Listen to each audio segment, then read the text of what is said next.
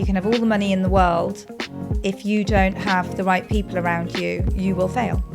Knowing what you want and listening is really vital. A lot of people come in and they want to get to where they want to go to, but they look at other people and say, well, this guy's doing this, and I want to be able to do that.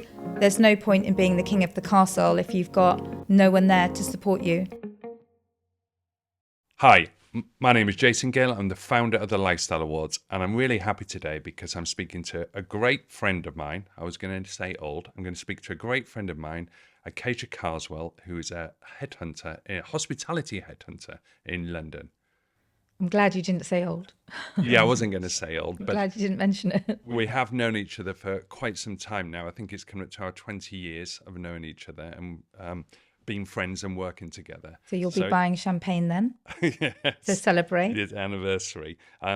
So thank you for coming to chat to me today. What I want to talk about in general terms, I want to talk about, a bit about your business, but on the backdrop of London, which, as we both know, is the greatest city in the world. And my first question to you really is how is London, because you're not a Londoner originally, how has London influenced your professional and your personal life? How has London affected you? If I haul back over the years, I would say that growing up in Oxford, London was always very accessible, very exciting. And back then it was a little bit punk, it was a little bit new romantic, it was an interesting place to be. London was where everybody wanted to be. And I still think it holds that golden promise of opportunity right now. So it was very influential growing up. It was a backdrop of parties, it was the backdrop of industry, it was the backdrop of everything that was glamorous. So it's been hugely influential. London was the first place I moved to that was a big city outside of Oxford. It was the first place I chose to move to indulge my interest in hospitality. Speaking of hospitality, which is probably going to dominate this conversation, I've got 2 pages of questions, by the way. Good Lord. You are one of the most celebrated hospitality headhunters in London. How has London affected that? How influential is London on your business? London is always a great experience to have. And for my clients that tend to be US operators coming into London or outside operators coming into London for the first time, our USP is we know London and we know this market, and let us cut that learning curve for you. Let us tell you a little bit about London that you might not know. Chiltern Firehouse was a barrage property that came into the London market, and I feel that we helped cut their learning curve in terms of influencing who they had in their kitchen, and we put Nuno Mendes in there, and it was absolutely, it went ballistic, not because of me, but because of some of the influence maybe that we've had on their dining and what was put forward at that time. So I don't know if I'm that well known outside of the industry or even within. We do like to fly quite under the radar, and we're a little bit like a sniper. We don't like people to see us coming, but we'll take out your good men. Talking of Nuno Mendes, was that your idea for Nuno, or did you get a quite strict brief to go and find somebody? How did that happen? My brief was they have to be amazing, and that was it. I've never had a proper JD from any client. A JD is a job description, by the way. Right. I've never had a job description really from any of my clients. They tend to sit in the luxury sort of sector, and they expect somebody like me to know the essence of what their brand is. We're not, sorry to insult all the red corduroy wearing blokes, dare I say, out there. But we just don't sit there quaffing champagne and working like a lot of people in the industry do in hospitality. We're very focused on finding the right personality, the right fit, the right ideas. Case in point, Peter Sanchez Iglesias at the Standard Hotel. We ended up putting 2 executive head chefs in there, both absolutely fantastic, both received 2 critical acclaim from food critics. And, you know, it's just going into your head and saying, right, what do I know about people? What have I found out about people? Who have I met in the last 20 years in London that fits that brief? And it's bringing that knowledge and that experience to operators that they find useful, helpful.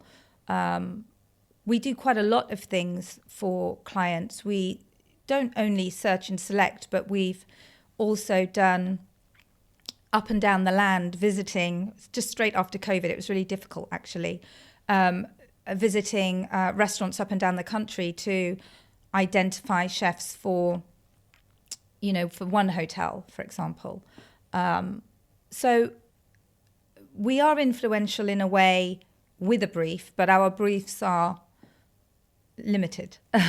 So really, you know, talking about Peter at Decimo, Peter's from Decimo. Yeah, Decimo is actually one of our top 10 restaurants a couple of years ago. It is a phenomenal restaurant. But you almost, if you get involved early enough, you're almost creating the concept. You're almost creating the restaurant by who you place in there.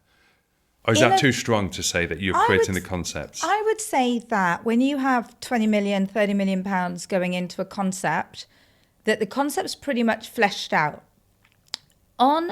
With other operators, smaller operators, they do ask us for more concept development or for ideas. We're actually talking to somebody at the moment that owns a residential estate, and they want to create some branding with the commercial real estate that they have there. And so curating that residential property in terms of what style of shops go in, I would say sits more with the development and the concept of real estate and or hotels. So yes, we are also talking to 2 other operators. One of them has 2 properties in London, and they have come and said, we don't know what we want to do with F&B, food and beverage. We don't know what we want to do with F&B. Do you have any ideas? Now, that, I would say, is closer to doing the concept development. But with other brands, I would say it is a little strong to say we've done their concept development, but we do influence them with the people that we bring in, and obviously we take into consideration the style of the place, the decor, that type of thing, which is why Peter worked so well at Decimo.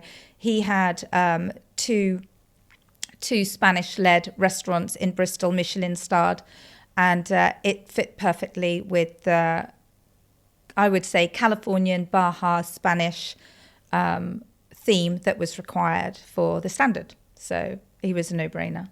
To have that sort of knowledge, like when we're looking at, we get, as you know, we get so many nominations for Restaurant of the Year, for instance, or Hotel of the Year. We get so many, you know, and you're one of the people that I come to and say, what have you enjoyed this year? What have you enjoyed, you know, which restaurant have you, you know, liked, so that we can get that top 10 and make sure that it's an educated, great top 10.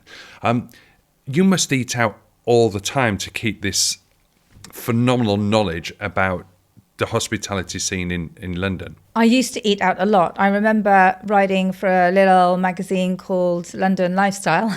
They were the great days. And I had to go to 19 restaurants, I think, in a 5-week period, often on my own. And by the end of it, all I wanted was a cheese sandwich. So there is such thing as too much of a good thing. And I don't eat out as often as I want to these days. But I have come across some phenomenal restaurants. One that I still want to try is Black Axe Mangal.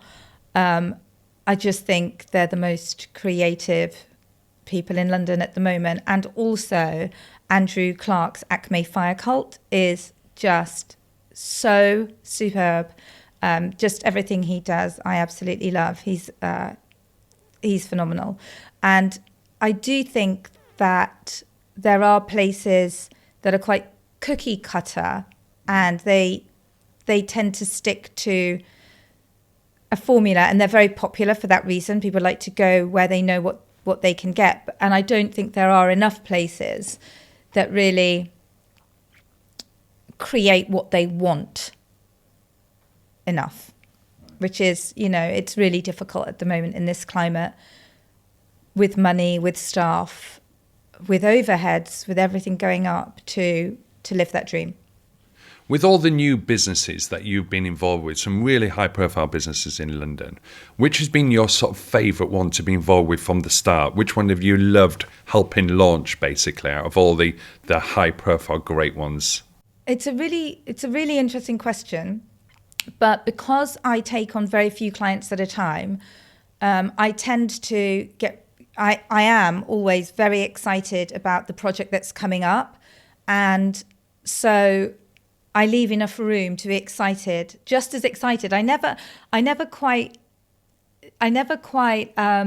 realize, but I'm as excited for each new project to start as the next. So I tend not to blur the lines too much and have like 3 projects going on at the same time, although that did happen. I did have some overlaps last year, but each project is so different. If we take, for example, the Standard Hotel versus Leo, for example, 2 completely different projects, absolutely fantastic, both of them, great teams, good people, and just really great to be part of a team rather than doing ad hoc recruitment, which can seem as if you're not really helping or involved. It's sort of quite transactional. Yeah. And I tend to like to work, and I've been fortunate enough to work with teams that are pre-opening. So I get there 9 months before usually. The Standard, I was there a year before. It's such a massive project. There was a lot to sort out.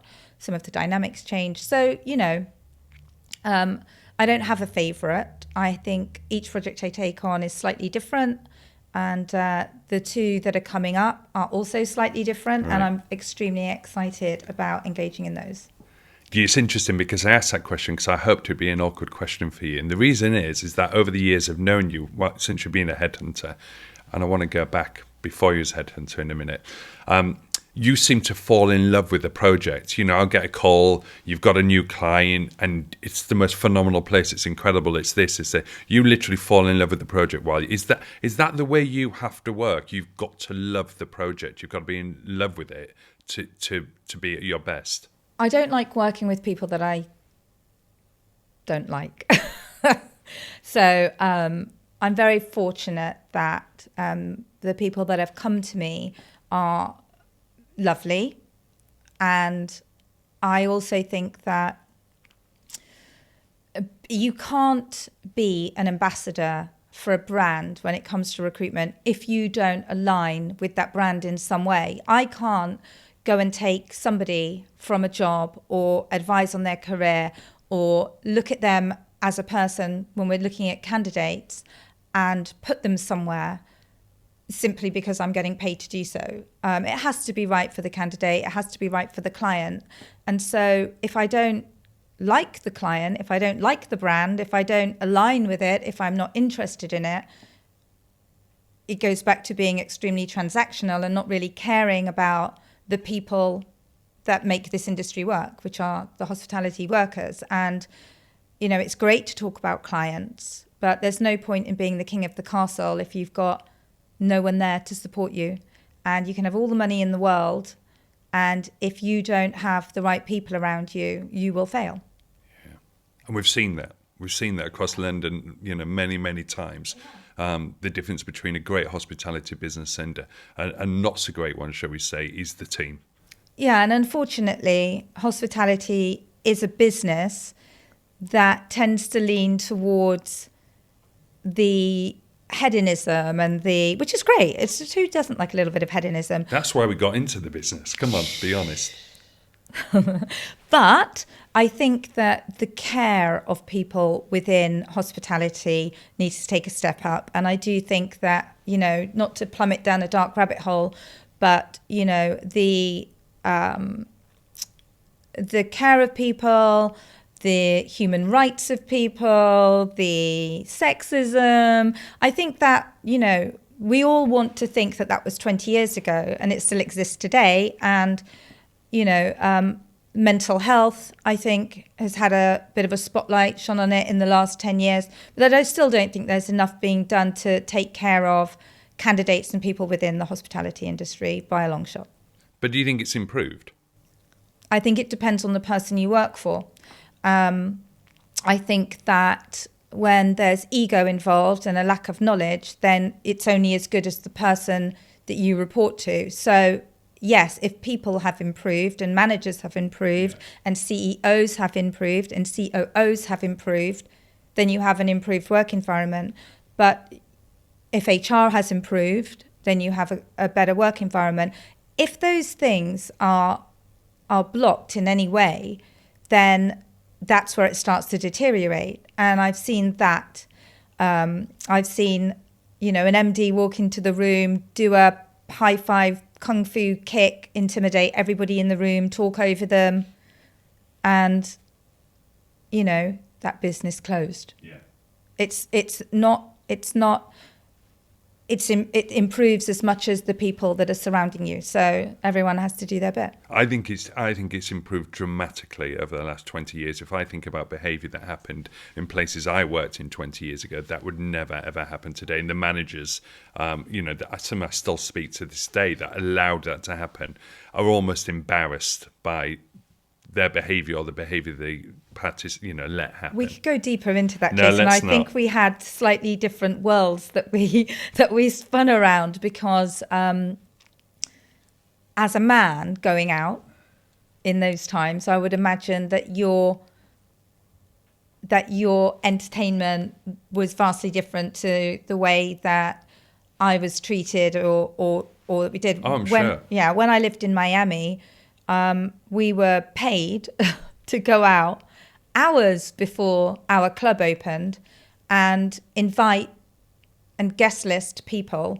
I mean, we were given a massive budget to do it. We'd make thousands and thousands and thousands of pounds a night, dollars, and we had a great time doing it. But we were girls and we were out and we had to guest list people, and they came in and they bought tables, and that's how that worked then. Not so much in London anymore with nightlife as it is, but those were good days. Those were good days. I do think that people see different things and they've experienced different things. But I agree with you in that I think that behaviour has changed and behaviour of people going out has changed. People are drinking less, for example. There's lots of changes. No good for business there. It's good. It's good. It's good. Well, it's good. It's good for health and things like that, but it's not good for business. There's always business though. There's the business of selling non-alcoholic spirits. What's the point? I want to delve into a bit into your sort of personal love of London, and what do you love doing in London away from work? What do you enjoy that this city offers you? I love that you can go for a 4-hour walk if you want and get around a lot of London. I think that it's a lot more accessible to green areas than most cities, I would say, in the world. I mean, we've got phenomenal parks, we've got fantastic pubs, we've got great recreational spaces for children in certain areas. You only have to live in Battersea to know how fantastic Battersea Park is and all of the facilities there. My son has a membership to a tennis court and it's £7.50 a court, which you can't beat. There's Go Ape, there's a skate park in Clapham, St James's Park is lovely to walk through. Everywhere that you go in London has something to offer, not just pubs and restaurants, but really great family spaces. So I try to take advantage of all of that. If I have to go to the British History Museum or any museum ever again, I don't know what I'll do, but that seems to be You've once been to the Natural History Museum with your boy more than anybody else we're on members. the planet. It's I worth thought the you money. worked there at some point. I think you went there. I think they should pay me. Yeah. I think you're right about the parks. I think there's a fact that we've got more square meters of park than any other global city in the world. I think per I don't know what the words are, but we've got lots of park. A whole lot of park. And I think it's vitally important, the parks in London. I'm as somebody who celebrates London, I'm really proud of the parks. And I think you talked about mental health and things like that. Just about to say it. Yeah, and it's vital, and long may that be preserved and continue. Just to touch upon that, I think that one of the things that I try and do every single day after school drop is to do an hour walk. And I can go in any direction and find somewhere to sit and just take a moment and think about my day, think about the things I need to get done. And London allows that in many ways. You remember the story I told you about when I moved back here from New York? I remember it, but the people listening don't. Okay, so when I got back from New York, I was devastated. It was after 9/11. I felt I needed to leave. And I used to walk over the Waterloo Bridge and hate that I was back in London. Absolutely hated it. And I'd walk there. It was supposed to be 6 o'clock in the morning, every morning, and look out and just think, why am I here? It's awful. Why am I here? Why am I not in my beloved New York City, where I could be anyone I wanted to be and probably was? That schizophrenia is really good.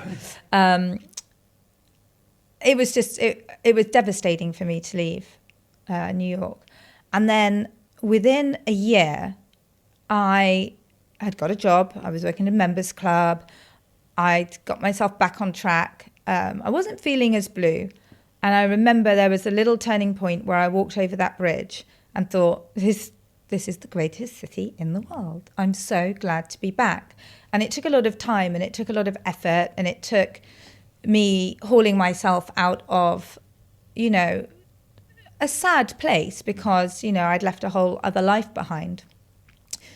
But, it's amazing what a difference those days make, of taking the same walk over the same bridge and having such a change of perspective. So... Well, it's similar to my story, really. I didn't hate London. I came to London. I thought I'm only going to be here 2 years as a Yorkshireman. I thought I'm going to return to Yorkshire. And they wouldn't have you, would they? Pardon? You were too southern by then. And I thought it was going to be a 2-year gig, basically. But I remember coming across Westminster Bridge on the bus. And I lived on the Old Kent Road. This is 25 years ago.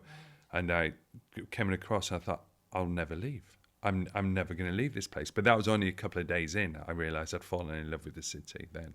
So it's amazing what those bridges can do for increasing the population of London. Yeah. I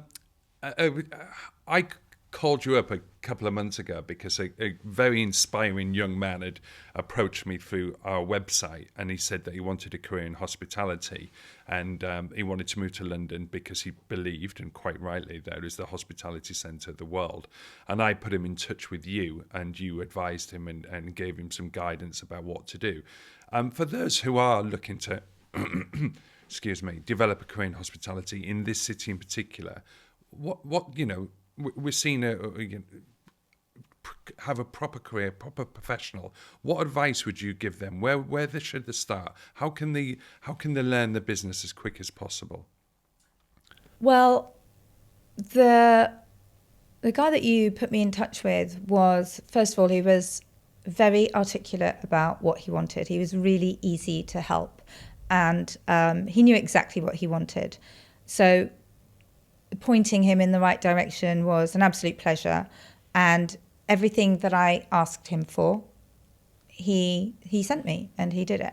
And each person is an individual, but taking this case in point, I would say that knowing what you want and listening is really vital. A lot of people come in and they want to get to where they want to go to, But they look at other people and say, well, this guy's doing this, and I want to be able to do that.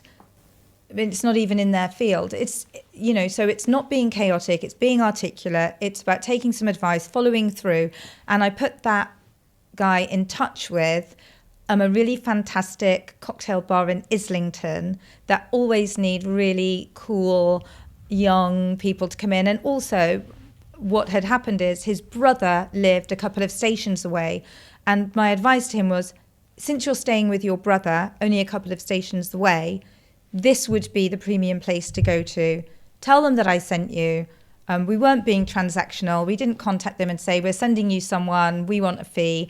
It was done purely because in this industry, it's helpful to be helpful and it's good to be helpful. And those sorts of things pay dividends. In 5 years, when that guy comes back and says, thank you, maybe he'll make me a cocktail. Maybe I'll have his own bar, But it's being helpful and directing in that way, I think, which is really important. But he did come across very well. So he was easy to help. So, yeah, I mean, I think the best advice is listen and know what you want. There's nothing worse than talking to somebody, telling them your idea, telling them where you want to go, being really open, making yourself vulnerable, and saying all of that for someone to say you can't do it. It's dream stealing, it's negative, and finding ways for somebody not to do something isn't in any way the way that we want to relate to anyone. We can say to you, the way to get to that is to spend another year doing this, or try this course, or let's get you upskilled and let's get you some experience. But we never say it's impossible for you to achieve what you want to achieve. If somebody asks me that question and I have time, then we will always try and find a way to advise them properly. London is hectic. Business is hectic. It never stops, especially in the hospitality business. How do you deal with that, the pace of the hospitality industry? Well, I've been at it for about 15 years and it's been pretty non-stop. Even during COVID, we had clients who worked with the beautiful and gorgeous Mandrake Hotel. Very, very, it's such a unique hotel, boutique hotel. And so we were very lucky. But, since then, I think, it's been absolutely non-stop with us. We've worked on so many openings and they're really intense. And I think I may have mentioned, but I worked about 420 days in a row and I was exhausted. And I managed to take, I think, a week out and I took my son to Finland, which was really great fun, sliding around in the snow. It was great. But even when I'm away, I tend to check my emails and my work, and I feel bad sometimes taking time off. And it's really difficult to get into that headspace. And after last year, after coming to the end of an overlap of 3 clients, I was absolutely exhausted. And I just knew that I needed to take a break. And I didn't know what that really looks like. But it started with, the walks through London. And it started with just allowing myself some time off. So I decided on 6 months, which is a really difficult decision to make being a mum. It's a really difficult decision to make when you have a business. It's a really difficult decision to make when you are turning away clients and potential income. But I did feel that I really needed to take this pause and this breath so I could think about where else I could go. And I think that the first 24 weeks of that break was the hardest, but the best and the most time I've given myself. I went to the gym. I lost just once. It only took once. Only took one time. So I'm phenomenal. I went to the gym. I set myself a schedule. I spent time with my son. I achieved other goals. Lost body fat. I just really in the moment, getting on with things. And then my mind started churning, as it does when, you're a creative, or you miss work, or you think, there's an opportunity out there. And really positive things started to happen. For the first time in 15 years, I started to see a way to build my business instead of just running it. And that's a huge statement to make, because I think people tend to go to work, get the job done, and think, okay, that's it. And it's such a hamster wheel. It's such a great place to be when you're in it and enjoying it. But when you're absolutely exhausted, it's really difficult to get anywhere, because you don't have the time to build your business. You just don't. And if anyone can take that time, and I know it's more prevalent now to have time and to take those breaks, but as someone that's self-employed, nobody's paying me for my holidays. I'm not paying me for my holidays. So I had to take the break and think about how London Talent could work in different ways. And the way that came through is to look at our clients that were coming in that needed more strategy, more advice, more concept development, and sitting away from the daily grind of recruiting, which is in itself, it's so difficult. And also looking for solutions to skilled workers, solutions to visa problems, and also how we could go into the tech side, what that would look like for us, and why it might work for us and our clients. And, I'm really lucky to have people in the industry that are happy to talk me through what their needs are, how things work.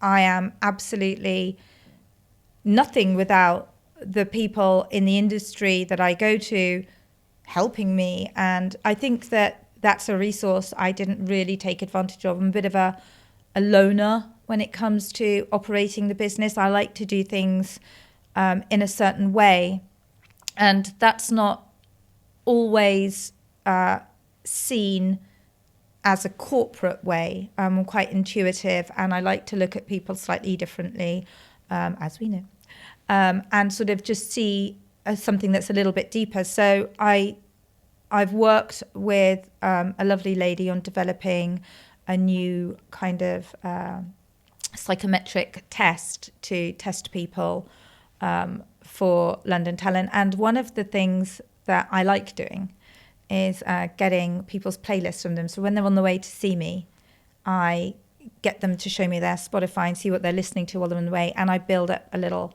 playlist of things I listen to, whether it's a podcast, whether it's a song, whatever. So, and I've done that over a couple of years. So the way that we interview and the way we do things is different. And I've tried to put that all in together for different ways of testing people, developing the app and that type of thing. So yeah, just taking the time out from that daily grind has allowed me to explore other ways for me to create business, run business, build business, and deliver to my clients. So it was an interesting 6 months. That's about to be over. So no, I can see. I know some of the plans that we can't discuss at the moment. Some of your plans and some of the things that you're up to, and I don't think they'd have happened, or you'd have created them without taking the break. So I think this is the way that we've got to move forward as professionals, as entrepreneurs, is occasionally, sometimes, be able to take a step back and build your business, or just be creative for a while and just sit with it. And I've seen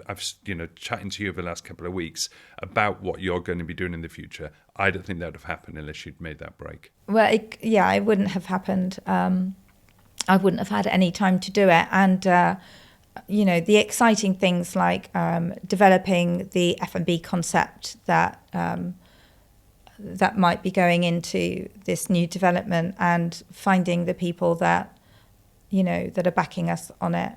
None of that would have even been in front of me if I hadn't had the time to go to places like New York and to Vegas and to see what they're doing, and and look at what is popular out there now. I mean, they've got F1 happening everywhere, the Grand Prix. I mean, these are all really exciting projects that, we can be part of with the way that we're moving forward. And yeah, I mean, I wouldn't leave it another 15 years, and I don't think I'd take another 6 months, but time out here and there to make sure that you get to those places that you love, even if it's, 2 days in a city you've never been to before. I just think, if you can afford it, you can do it, and you can see it, then you must do it. This question is not on my list, but I've just thought, right, if you had to choose between, if you were starting your career again and you was, going to work in a bar, would you choose to work in a great bar over a great manager, or a great manager over a great bar?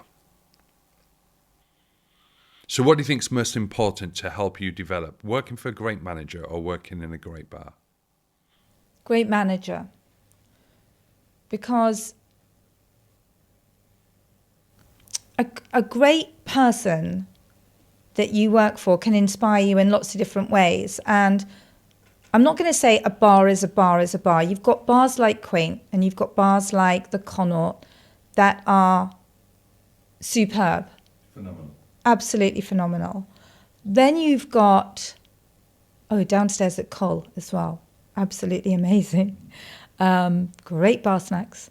But you've also got, somebody that you have to go and work with every day that makes your life hell. And there's nothing that's worth compromising your work time with. It's 70% of your life, if not more, in hospitality. It's hard. So always good people over a brand. Always. I think you're right. I'm always right. I think you're right on this occasion. A bit of a thank you. We're in the 15th year of London Lifestyle Awards this year, which is Bravo. Incredible. 15 years, it's gone like that. And you've sponsored an award every year.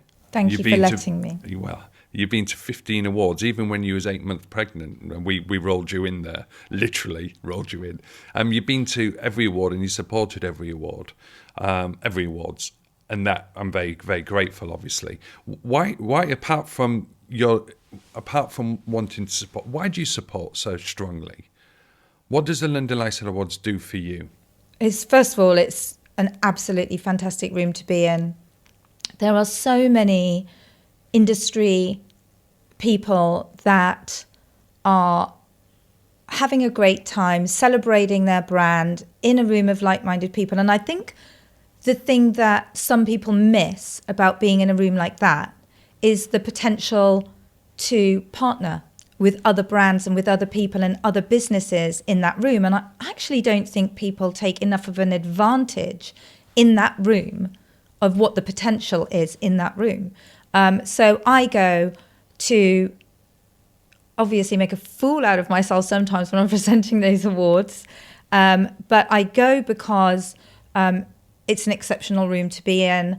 I'm always excited about the industries that are there. They've either interested me, and I get to meet the leaders of those brands that I like. I also get a lot of feedback and a lot of questions regarding London talent, and a lot of inquiries, some of which have turned into business. So it's a great event, and it's not too big. You can get around that room, and everybody's having a great time. In fact, the last one was my favorite. The last one was my absolute favorite. I just thought it was so much fun. The sponsors were great. It was really great to meet them, and it's actually, you get so many ideas from being in there.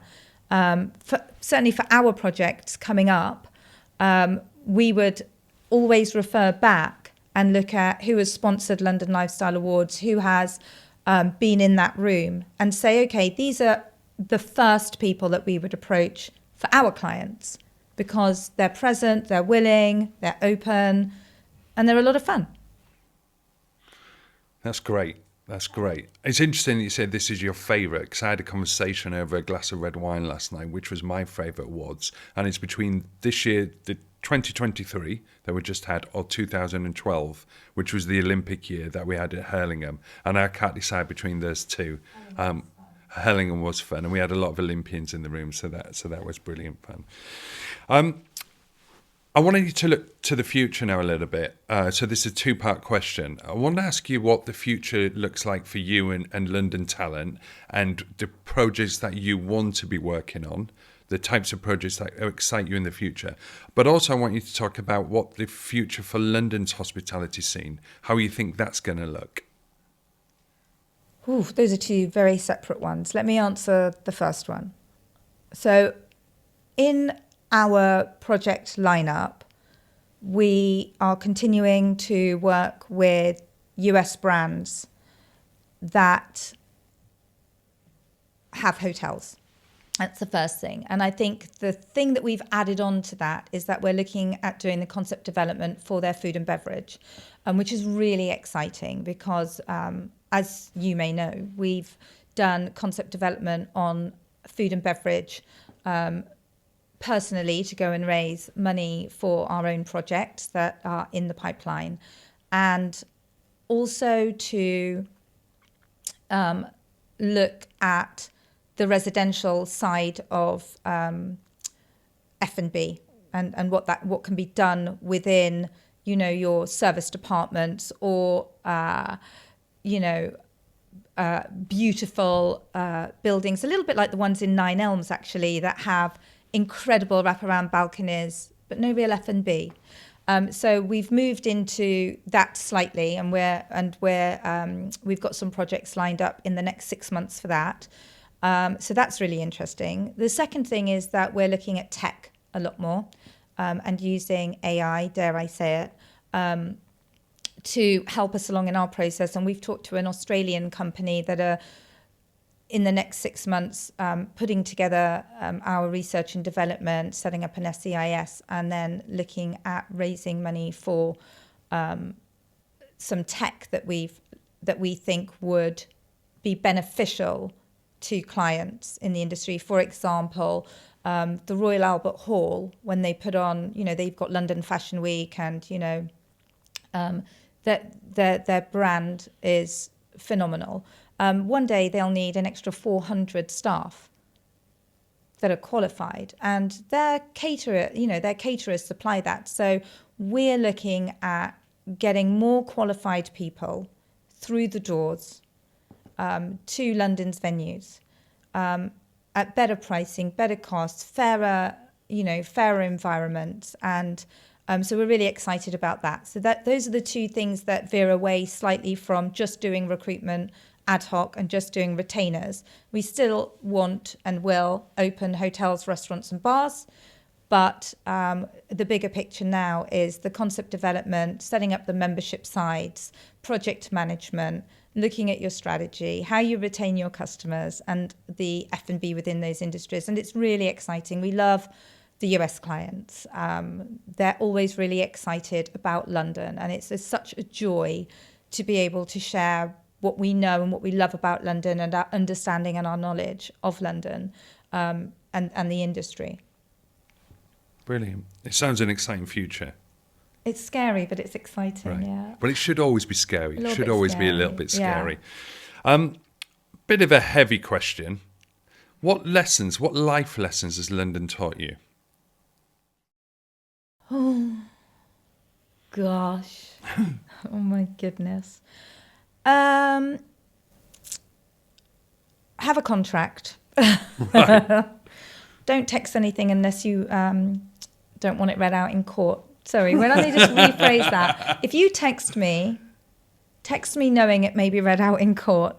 And I think that comes from last year. I did 420 days of work in a row, and I had to fight with somebody over getting paid. And that doesn't sit well with me when we've delivered. And it was settled, and it's fine. But I do think that the way that the industry operates sometimes is simply to not pay suppliers. And so for me, the hard lessons are always have a contract, even if they're with people that you like, even if there with, I had a fantastic friendship and relationship with somebody that didn't want to sign a contract. And we didn't do business with them because the contract's not just there for me. It's there to protect you. So if I don't do my job or I don't understand what lines there are and what boundaries there are, that you can come back to me and bash me over the head with it, and vice versa. So for me, the lesson is always have a contract. Deep, dark question and a deep, dark answer. When you say even with people that you like, I think especially with people that you like, because then you can continue to like them. So you don't have the argument. You say, we've got to stick to the contract, my friend. And that keeps friendships, contracts keep friendships in business. Yeah, I also think that if somebody doesn't want to sign a contract, then they don't understand business enough and they don't respect you or your business or what you're able to do for them enough if they don't want to sign a contract. It's simply a clarification and guideline to what is expected from both parties. So for somebody not wanting to sign a contract, I find it incredible, actually. So, final question. We might have a comment or two at the end, but final question is, say that you get to a situation where you no longer want to be in the industry, you want to retire. I know you're many years away from that, of course. How would you like London's hospitality to what mark would you like to leave? How would you like hospitality scene to remember Akashia's input and Akashia's impact into the hospitality scene across London? I think that by putting the right people into the right jobs and to advance people, even if it's just sitting and talking to them.